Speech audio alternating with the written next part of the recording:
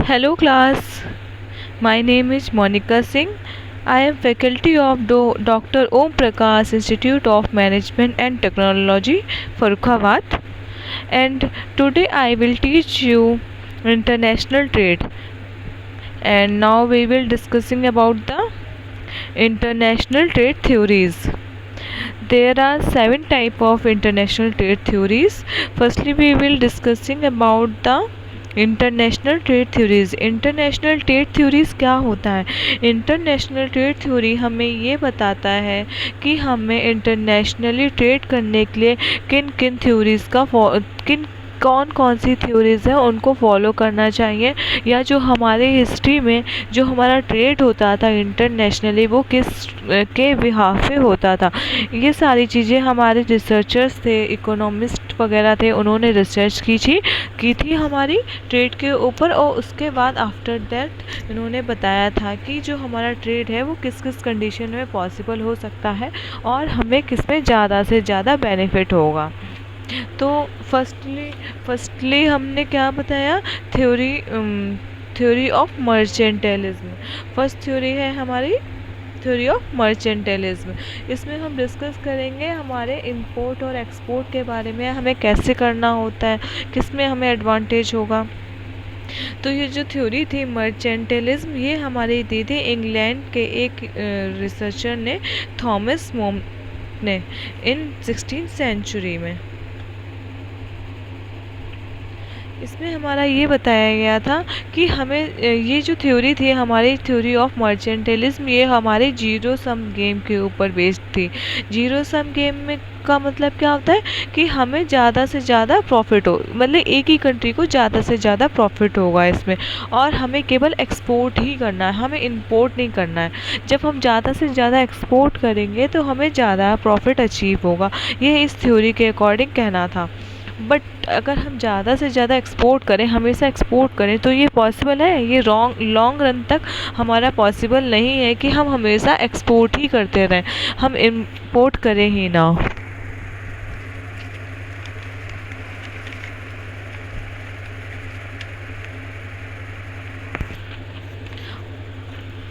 ये थ्योरी ने आपको ये बताया कि आपको एक्सपोर्ट करना है, इंपोर्ट नहीं करना है। बट यहाँ पे एक चीज़ और बताई गई थी कि आपको जो अपना ट्रेड करना है वो गोल्ड की फॉर्म में करना है। आप जितना भी इनफ्लो करेंगे या आउटफ्लो करेंगे वो गोल्ड के फॉर्म में करेंगे। जैसे कि अभी हम जो अपना ट्रेड करते हैं वो किस में करते हैं? करेंसी में करते हैं। बट पहले क्या होता था? हम गोल्ड में करते थे।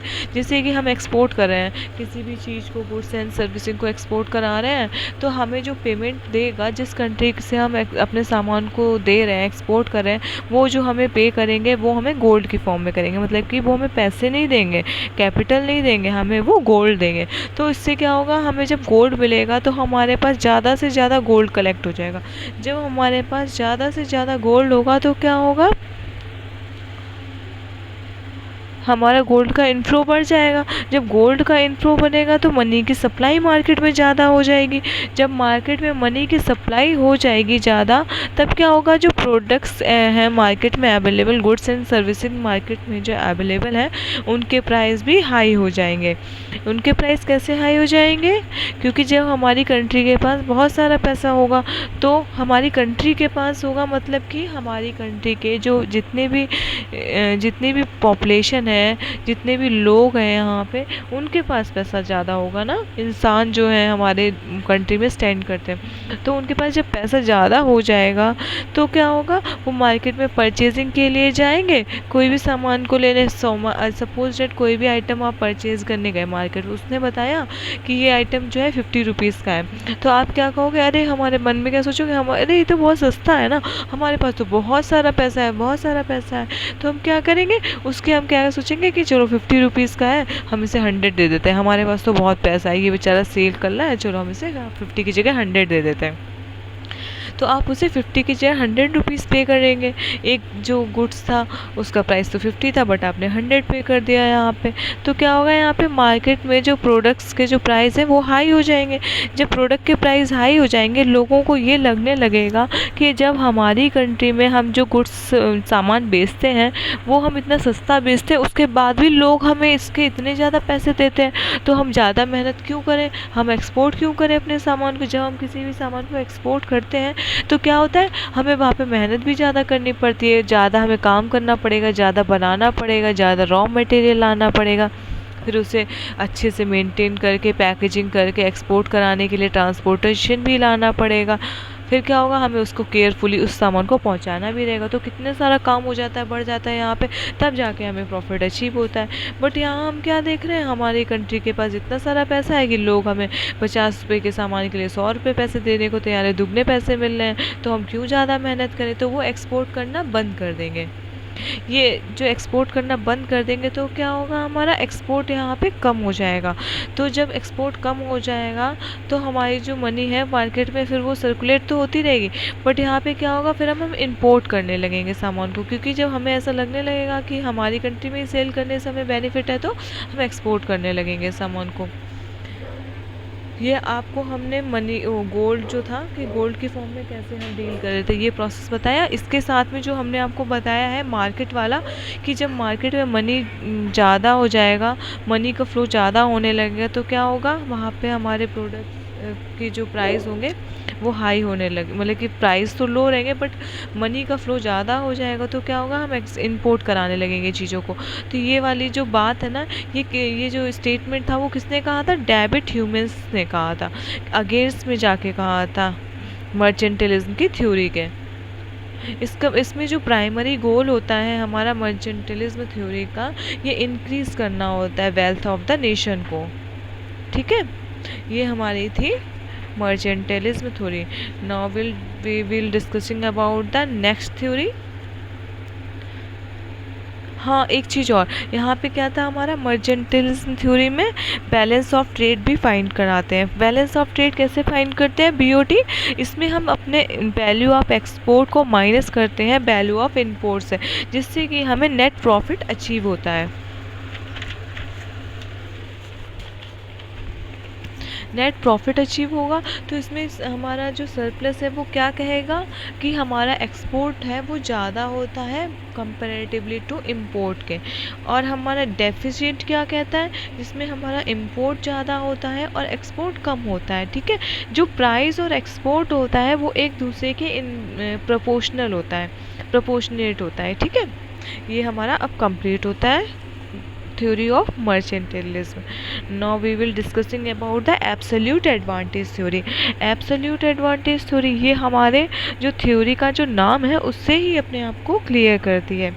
जैसा कि इसका नाम है एब्सोल्यूट एडवांटेज थ्योरी। एब्सोल्यूट मतलब कि कंप्लीट, हमें कैसे कंप्लीट एडवांटेज होता है ये बताया जाएगा इसमें। हमारी जो ये थ्योरी थी एब्सोल्यूट एडवांटेज थ्योरी, ये एडम स्मिथ ने डिस्कवर की थी इन 1776 में। एडम स्मिथ की एक बुक भी है वेल्थ ऑफ नेशन, जो इन्होंने रोट की थी, लिखी थी, वेल्थ ऑफ नेशन। ये बहुत अच्छी बुक है, इसमें ना हमारे नेशनल की कैपिटल के बारे में इन्होंने लिखा है। ठीक है, और इसके बाद हम आते हैं, ये जो थ्योरी है वो बेस्ड है हमारी प्रोडक्टिविटी और एफिशिएंसी के ऊपर। इसमें हमारा ये बताया जाता है हमें उसमें ट्रेड करना है जिसमें हमें ज़्यादा से ज़्यादा प्रॉफिट हो, कंप्लीट प्रॉफिट जहाँ पे हमें हो रहा है हमें उसमें ट्रेड करना चाहिए। सपोज़ यहाँ पे ट्रेडिंग के दो फैक्टर बताए गए हैं, सोर्स ऑफ ट्रेड। हम दो टाइप से कौन कौन सोर्सेस, किस किस सोर्सेज से ट्रेड करेंगे, एक्वायर्ड एडवांटेज और नेचुरल एडवांटेज। नेचुरल एडवांटेज में क्या होता है, जैसे कि हमारी जो चीज़ें नेचुरली हमें मिलती हैं, जैसे कि हमारे इंडिया में नेचुरली हमें क्या मिलता है, कॉटन मिलता है, नेचर की गिफ्ट है हमारा, तो इंडिया के पास कॉटन ज़्यादा है। और अगर हम दूसरा एग्जांपल लें तो कह लेंगे ब्राज़ील का एग्जांपल लेंगे, ब्राज़ील में क्या है, कॉफ़ी ज़्यादा होती है। तो इंडिया को एक्सपोर्ट करना चाहिए कॉटन को और ब्राज़ील को इंपोर्ट कराना चाहिए कॉटन। ठीक है, क्योंकि इंडिया के पास कॉटन ज़्यादा है, ब्राज़ील के पास कॉफ़ी ज़्यादा है, तो इंडिया को अगर ज़रूरत होगी तो वो इंपोर्ट कराएगा किसका, कॉफ़ी का, और ब्राज़ील को अगर ज़रूरत होगी तो वो किसका इंपोर्ट कराएगा, कॉटन का, क्योंकि उसे वो कॉटन सस्ते में मिल जाएगा। और सेकेंड है हमारा एक्वायर्ड एडवांटेज।